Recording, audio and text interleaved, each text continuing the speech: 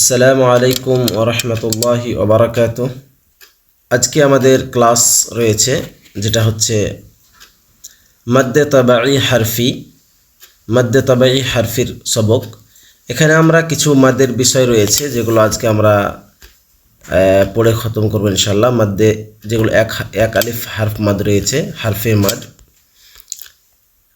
সেটা হচ্ছে এখানে লেখা রয়েছে। দেখুন, যেসব মুকাওয়াত হরফকে বানান করে লিখলে বানানের মধ্যে মাদ্দে তাবাঈ পাওয়া যায়, এ রূপ হরফগুলি হচ্ছে পাঁচটি। যেমন হাইয়ুন, তাহারা, অর্থাৎ এই যে আমাদের হা, ইয়া, ত, হা, র, এগুলো আমরা যদি বানান করে লিখি, অর্থাৎ এগুলোকে আমরা যদি এমনিতে লিখতে যাই এভাবে, আমাদের নিচনে দেওয়া রয়েছে, দেখিয়ে দিই আপনাদের। এই যে দেখুন, এখানে যে হা লেখা রয়েছে, হা, এই হার পরে দেখুন এখানে আলিফ রয়েছে, এরপরে ইয়া লেখা রয়েছে, ইয়ার পরে আমাদের এই যে আলিফ লাল করে দেওয়ানো রয়েছে, এরপরে ত লেখা রয়েছে, তারপরে ত লেখার জন্য আলিফ দেওয়ানো রয়েছে। অর্থাৎ এই তটাকে লেখার জন্য, এই হাটাকে লেখার জন্য, রটাকে লেখার জন্য আমাদের একটা আলিফের প্রয়োজন হয়। যদি এগুলোকে আমরা ভেঙে ভেঙে লিখি, এই জন্য বলা হয় বানান করে লেখা। মানে ইয়াটা যদি আমরা বানান করে লিখি তাহলে আমাদেরকে ইয়া আলিফ দিয়ে লিখতে হয়। ইয়া, ত, হ্যাঁ, র, এগুলো আমাদেরকে লিখতে হয়। এই জন্য এগুলোকে বলা হয় যে মাদ্দে তাবাঈ হারফি, মানে হরফের মাদ। এগুলোর পদ্ধতি হচ্ছে কেমন, এগুলো যে পাঁচটা রয়েছে, এগুলো আপনি যখন পড়বেন, এগুলো পড়ার সময়তে লক্ষ্য করে বলছে যে লক্ষ্য করে দেখুন, সেগুলো আপনার পদ্ধতিটা আপনাদেরকে পড়ে বুঝিয়ে দিই, তাহলে সুবিধা হবে। লক্ষ্য করুন, এই হরফগুলি বানান করে লিখলে দেখা যায় আলিফ খালি, তার ডান জবর মাদের হরফ। তাই এই পাঁচটি হরফকে মাদ্দে তাবাঈ হারফি হিসাবে পড়া হয়। এই মাদকে চেনার উপায় হলো, কোরআন মাজিদে এই প্রকারের মুকাওয়াত হরফের উপর খাড়া জাবার হয়ে থাকে।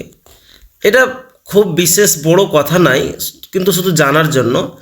এখানে মধ্যে তাবাঈ যেগুলো, সেগুলোতে কিন্তু একটা করে খাড়া জাবার থাকবে। আপনারা দেখেছেন কোরআন মাজিদের মধ্যে সূরার শুরু থাকে ত, হ্যাঁ, ত, সিন,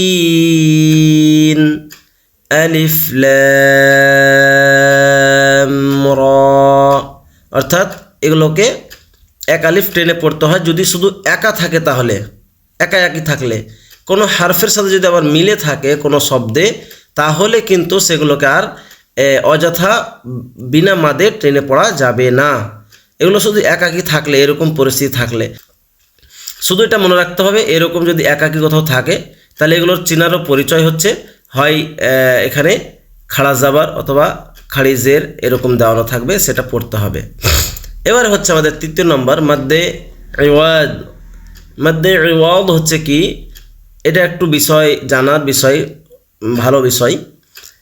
যদি কোনো হারফে, এখানে আমি সরাসরি পড়ে গেলে সময় লাগতেছে, এখানে যদি কোনো হারফের শেষে যদি গোলতা থাকে, এই যে গোলতা, এটাকে বলি আমরা গোলতা, এই গোলতা যদি থাকে শেষে, তো এই গোলতা ব্যতীত, মানে গোলতা এর উপরে যদি তানবিন থাকে বা গোলতা শুধু থাকুক বা জাবার দিয়ে থাকুক, এই গোলতা ব্যতীত যদি আমাদের তানবিন থাকে কোথাও কোনো হারফের শেষে, এবং সেটা যদি আমরা সেখানে অকফ করি, অকফ মানে হচ্ছে আমরা দম, আমাদের শ্বাসটা ছেড়ে দিই।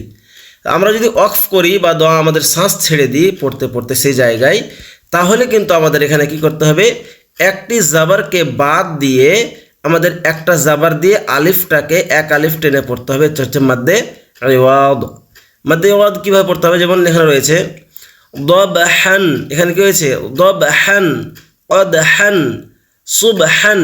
কিন্তু আমরা যদি এখানে শ্বাস ছেড়ে দিই, তাহলে আপনি দেখুন এখানে নিচে আমি উদাহরণগুলো দেখাচ্ছি। এখানে ওয়াল আদিয়াতি দবহা, শ্বাস ছাড়লে এখানে আমাদের কি করতে হবে, এক আলিফ পড়তে হবে, এই তানবিনকে পড়া যাবে না। মানে এখানে আমাদেরকে এইভাবে পড়া যাবে না যে ওয়াল আদিয়াতি দাবহান, এভাবে পড়া যাবে না। কি পড়তে হবে? এই যে এখানে উদাহরণ দিয়েছে দেখুন, একটা জাবার পড়তে হবে এবং এক আলিফ দিয়ে পড়তে হবে। ওয়াল আদিয়াতি দাবহা, এক আলিফ পড়তে হবে। এইভাবেই সবগুলো উদাহরণ রয়েছে। ফাল মুরিয়াতি কদহা, এই যখন এক্সাম্পল হা এক আলিফ পড়তে হবে, কদহান পড়তে হবে না। ঠিক, এখানে আমাদের কথা বোঝা গেছে, স্পষ্ট হয়েছে। যদি কোনো হারফের শেষে তানবিন থাকে এবং সেটা যে কোনো হারফ হতে পারে, আমাদের লক্ষ্য করতে হবে, দেখতে হবে কি তানবিন। তানবিন যদি শেষে থাকে এবং সেটা যদি গোল তা না হয়, যে কোনো হারফ হোক শুধু গোল তা না হয়, তাহলে আমাদের এখানে কি করতে হবে? এক আলিফ পড়তে হবে এক জাবার সহ, তানবিন পড়া যাবে না। সেখানে এভাবে পড়া যাবে না যে আইয়ুতরাকা সুদান, এইভাবে পড়া যাবে না। সুদা এক আলিফ পড়তে হবে। এবারে গোল তার পদ্ধতিটা কি? গোল তার পদ্ধতিটা এটা খুব সহজ বিষয়, এটা খুব বেশি জটিল বিষয় না। যদি গোল তা থাকে, আমরা এখানে পড়ছি না কারণ পড়তে গেলে আমাকে অনেক সময় লেগে যাচ্ছে। এটা তো আর ক্লাস না, শুধু বোঝানোর জন্য আপনাদেরকে বলতেছি। ক্লাসের মতোই পড়ে বুঝতে পারেন অবশ্যই। এখানে গোল তা, আমার সামনে কেউ নেই, এই জন্য আমি একটু তাড়াহুড়ো করে ভিডিওটা বানাচ্ছি, অনেক বড় হয়ে যাচ্ছে ভিডিও। এই যে গোল তাটা যদি থাকে আমাদের শেষে এবং এর উপরে যে তানবিন থাকে, যখন তানবিন দুই জবর, এই তানবিন যদি শেষে থাকে তাহলে কিন্তু আমাদের এখানে বুঝিয়ে দেওয়া হয়েছে, এখানে কিন্তু আমাদেরকে হা দিয়ে পড়তে হবে। হা, এখানে আমাদের যদি আমরা শ্বাস ছেড়ে দিই, আমরা যদি এখানে দম ছেড়ে দিই, যেটাকে আমরা বলি শ্বাস ছেড়ে দিই, অর্থাৎ রুকে যাই, তাহলে এখানে কিন্তু আমাদের কী করতে হবে? এই তানবিনের জায়গাকে আমাদেরকে পুরোপুরি একে হা পড়ে হা করে দিতে হবে। হা, যেমন পড়ে দেখলে বুঝবেন। এখানে রয়েছে হায়াতান তাইয়্যিবাহ, হায়াতান তাইয়্যিবাহ। এই যে তাইয়্যিবাহ, এটা আমরা কি পড়লাম? তাইয়্যিবাহ, হা পড়লাম, তাইয়্যিবাতান পড়লাম না। কিন্তু এরপরে যদি থাকে তাহলে কিন্তু আমাদেরকে এটাকে আবার কি করতে হবে? ইজহার হলে ইজহার করতে হবে, ইখফা হলে ইখফা করতে হবে, সেটা পরের বিষয়। এটা হচ্ছে ব্যাস এতটুকু। যদি আমাদের গোলতা থাকে এবং এর উপরে তানবিন থাকে, সেটাকে ওয়াকফ করার সময়তে সেটাকে হা করে দিতে হবে, অর্থাৎ হা শব্দ দিয়ে শেষ করতে হবে। এবারে আমাদের রয়েছে মাদ্দে সিলা কাসিরাহ। এই দেখুন মাদ্দে সিলা কাসিরাহ, এখানে দেখুন কি বলেছে, যদি এই যে হা রয়েছে, হায়ের নিচে যদি কি থাকে? খাড়া জের থাকে। হা যদি পেশ প্রথমে যদি উল্টা পেশ থাকে, হায়ের নিচে যদি খাড়ি জের থাকে এবং এর পরে যদি কি থাকে? হামজা না থাকে, এরপরে যদি কি না থাকে? হামজা না থাকে, তাহলে সেগুলো কি করতে হবে? আমাদেরকে টেনে পড়তে হবে। এবং এরগুলোর জন্য বিশেষ করে কোরআন আমরা পড়তে যদি যাই, আমরা তো বিনা এরাবের কোরআন পড়বই না, তাহলে আমাদের এখানে সব জায়গায় কি থাকবে? খাড়ি জের, উল্টা পেশ, খাড়ি জের এরকম থাকবেই, কোনো ভেজাল নেই, এগুলো অসুবিধাও নেই। শুধু জানার দরকার এখানে আমাদের এক আলিফ পড়তে হবে। যেরকম লিরাব্বিহি লাকানুদ ওয়া ইন্নাহু লিহুব ইলা রাব্বিহি মাআবা। এই দেখুন, বা আমরা একটু আগে বললাম তানবিন যদি থাকে তাহলে তানবিনের পরে একটা এক আলিফ দিয়ে পড়বো, মাআবা, বান পড়া যাবে না। ঠিক আছে, এখানে এই কথাটাই লেখা রয়েছে যে অর্থাৎ এরপরে যদি হামজা ছাড়া যে কোনো হারফ আছে, মানে এই খাড়িজের পরে হা যদি রয় থাকে এবং এর নিচে যদি খাড়িজের থাকে, এরপরে এখানে কিন্তু আলিফ থাকতে লাগবে না। আলিফ থাকলে কিন্তু এটা টানা যাবে না। আলিফ ব্যতীত কোনো হারফ থাকলে সেটা কি হবে? মাদ করে পড়তে হবে। সেই মাদটাকে বলা হয় মাদ্দে সিলা কাসীরাহ, মাদ্দে সিলা কাসীরাহ। কথা বুঝা গেছে? এরপরে আমাদের চলে আসছে এখানে এই যে হুকুম, হায়ের হুকুম। এখানে দেখুন, সর্বনামের পর ওয়াকফ না করে মিলিয়ে পড়লে এক আলিফ টেনে পড়তে হয় এবং ওয়াকফ করলে হাকে সাকিন করে পড়তে হয়। এই যে এখানে যেটা পড়লাম সেখানে সেই উদাহরণটা এখানে দেওয়া রয়েছে। যেমন আমরা যদি এখানে কী করি? ওয়াকফ করে পড়ি, তাহলে কী করতে হবে? খলাকাহু ফাকদ্দারাহ। এখানেই দেখুন এর উদাহরণটা, আমরা এখানে খলাকাহু এক আলিফ পড়বো, এখানেই যদি আমরা থেমে যাই খলাকাহ, তাহলে এখানে আমাদের কী করতে হবে? থেমে যেতে হবে, খলাকাহ বলে থেমে যেতে হবে। কিন্তু আমরা থামলাম না, যেহেতু এখানে থামলাম, কিন্তু এখানে আর এখন আরেকটা হা রয়েছে, তো আমাদের এখানে দেখুন খলাকাহু ফাকদ্দারাহ, এখানে আমাদের শ্বাস ছেড়ে দিতে হলো। এবারে দেখুন এরপরে এই যে এখানে উদাহরণটা দিয়েছে, আমি এখানেই বলে দিলাম, কিন্তু এখানে দেখুন উদাহরণটা দিয়েছে আরও, খলাকাহু ফাকদ্দারাহু সুম্মাস সাবিল।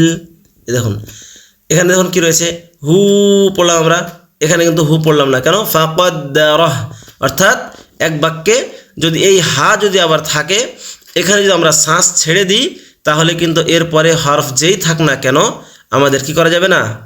মাদ করা যাবে না। সবগুলোই একই পদ্ধতি রয়েছে এখানে যতগুলো রয়েছে। ওয়া আমরাতুহু হাম্মালাতাল হাতাব, এই দেখুন আমি হু পড়লাম, এই দেখুন উদাহরণে রয়েছে হু পড়া যাবে, পড়তেই হবে।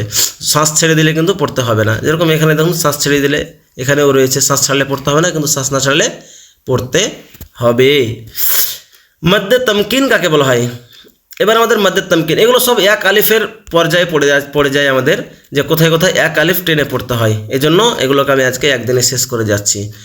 মাদ্দে তামকিন হচ্ছে দুই ইয়া একটি শব্দ পাশাপাশি ব্যবহার হলে এবং প্রথম ইয়াটি তাসদিদ যুক্ত আর দ্বিতীয় ইয়াটি সাকিন যুক্ত হলে, এটা পড়ার প্রয়োজন, তাই আমি আরও পড়লাম, যেগুলো প্রয়োজন সেগুলো পড়ে নিচ্ছি, না হলে বুঝতে সম্ভব হবে না। দুটি ইয়া, আর দেখুন দুটি ইয়া, এই ধরুন পাশাপাশি দুটি ইয়া যদি কোথাও হয়ে যায় এবং প্রথমটি যদি তাসদিদ যুক্ত হয়, তাহলে এখানেও কিন্তু একটা মাদ করে পড়তে হবে। যেমন হুইতুম, হুইতুম, হুইতুম, এখানে এক আলিফ পড়তে হবে। ঠিক আছে, এটা অনেক কম পাবেন, তবুও এখানে আমি বলে দিলাম আপনাদেরকে যে মাদ্দে তামকিন হচ্ছে যে যদি দুটি ইয়া থাকে এবং প্রথম ইয়ার উপরে তাসদিদ থাকে, তাহলে এখানেও এক আলিফ পড়তে হবে, হুই হুই হুইতুম, এভাবে। তাহলে আমাদের এখানে হয়ে গেল মাদ্দে তামকিনের পড়া। এবারে দেখুন হুকুমটা এখানে দিয়ে রয়েছে একই কথা, যে এখানেও এক আলিফ টেনে পড়তে হবে। ব্যাস এতটুকুই আমাদের পড়া আজকের সবক। আজকের সবক আমাদের মাদ্দে তামকিন, আমরা পড়লাম মাদ্দে তামকিন কাকে বলে। মাদ্দে তামকিন হচ্ছে যদি দুটি ইয়া হয় এবং একটি ইয়া মানে প্রথম ইয়াটিতে যদি তাসদিদ থাকে এবং তারপর ইয়াটি থাকে আপনার সাকিন থাকে, তাহলে কিন্তু আমাদের এক আলিফ পড়তে হবে, এটা হলো মাদ্দে তামকিন। এবার তারপর হচ্ছে মাদ্দে সিলা কাসীরা, তাহলে মাদ্দে সিলা কাসীরাতে আমাদের কি করতে হবে? যদি আমরা শ্বাস না ছেড়ে দিই, শ্বাস সেখানে হায়ের ওপরে যদি আমরা শ্বাস ছাড়ি, তাহলে কিন্তু ওখানে আমাদের এক আলিফ হবে না, কিন্তু শ্বাস না ছাড়লে এক আলিফ হবে। কোথায়? হা এবং এর পরে আমাদের থাকতে হবে আলিফ ব্যতীত কোনোই হরফ, যে কোনো হরফ থাকুক আলিফ ব্যতীত থাকতে হবে, এটা হচ্ছে মাদ্দে সিলা কাসীরা। এবং আমরা পড়লাম আজকে আরও একটা, সেটা হচ্ছে কি মাদ্দে ইওয়াদ। মাদ্দে ইওয়াদ পড়লাম আমরা কি, যে যদি আমাদের তানবিন থাকে এবং তারপরে যদি আলিফ থাকে, তাহলে আমরা যদি সেখানে শ্বাস ছাড়ি, তাহলে সেটা হবে কি এক আলিফ সহ আমাদেরকে টেনে পড়তে হবে, এটা হচ্ছে মাদ্দে ইওয়াদ। এবং আরেকটা আমরা পড়েছি যেটা হচ্ছে কি মাদ্দে তবে হারফি, হারফের মাদ, যদি আমাদের যেগুলোতে হারফগুলো লিখতে গিয়ে এক আলিফ আমাদের লিখতে হয়, যেমন হা আলিফ, হা হা আলিফ হা, তাহলে এই আলিফগুলো হাগুলো আমাদেরকে পড়তে হবে, সেগুলো খুব কম থাকে। তাহলে ঠিক আছে, আজকের এখান থেকেই ইনশাআল্লাহ আমার ক্লাস শেষ করলাম। আসসালামু আলাইকুম ওয়া রাহমাতুল্লাহি ওয়া বারাকাতুহু।